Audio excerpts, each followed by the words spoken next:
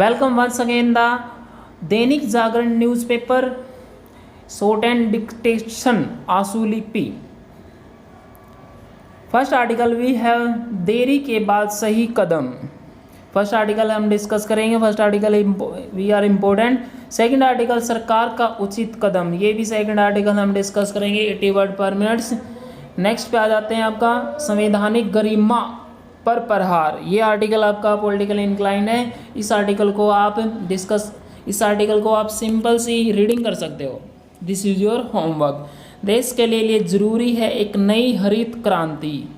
ये भी article important है। इस आर्टिकल को भी आप रीडिंग कर सकते हो। ओके, चलिए हम अपने फर्स्ट आर्टिकल की तरफ आ जाते हैं, जो हम 100 वर्ड पर मिनट्स की इसकी स्पीड को डिस्कस करेंगे।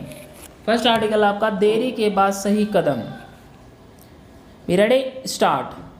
अपने देश में कुछ मामलों में चीज़ें कितनी धीमी गति से आगे बढ़ती हैं, इसका एक और उदाहरण है कानून मंत्रालय की ओर से राज्यों को लिखी गई इस आशा की चिट्ठी कि वे बुनियादी ढांचे की परियोजनाओं से जुड़े विवादों को हल करने के लिए विशेष अदालतें गठित करें और उन्हें सप्ताह में कुछ दिन इन्हीं विवादों के निपटारे के लिए समर्पित करें।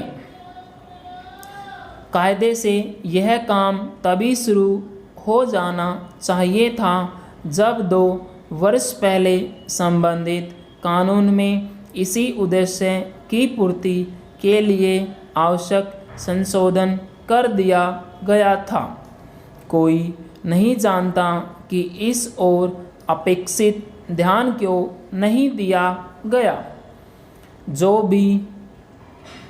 कोई नहीं जानता जो भी कानून मंत्रालय की ओर से राज्यों को भेजी गई चिट्ठी यह इंगित होता है कि उत्तर प्रदेश,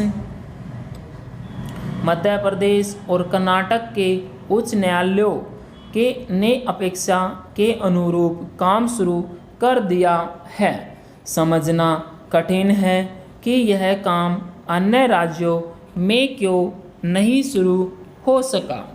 कम से कम अब तो यह सुनिश्चित किया ही जाए कि बुनियादी ढांचे की परियोजनाओं से जुड़े विवादों का निपटारा प्राथमिकता के आधार पर हो। इन विवादों के निपटारे में तत्परता का परिचय केवल इसलिए नहीं दिया जाना चाहिए कि इससे कारोबारी माहौल को और सुगम बनाने में मदद मिलेगी, बल्कि इसलिए भी किया जाना चाहिए ताकि विकास योजनाओं को गति मिल सके और विभिन्न परियोजनाओं के लटकने के कारण उनकी लागत में होने वाली अनावश्यक वृद्धि से बचा जा सके। एक ऐसे समय जब भारत विदेशी निवेशकों को आकर्षित करने के लिए एक कोशिश में है कि चीन से बाहर निकलने के लिए तैयार उद्योग भारत आएं, तब अंतर्राष्ट्रीय निवेश का यह संदेश जाना ही चाहिए कि इस देश में अदालती मामलों का निपटारा समय पर होता है।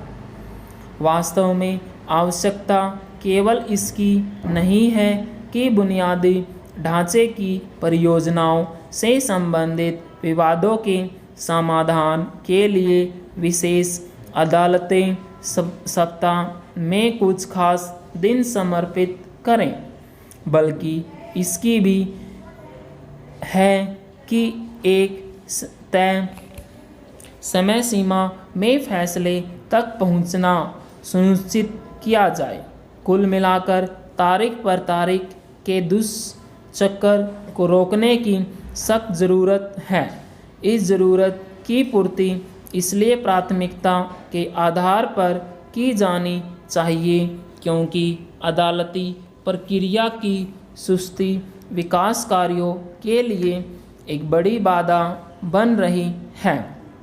हमारे नीति नियंताओं को इसका आभास होना चाहिए।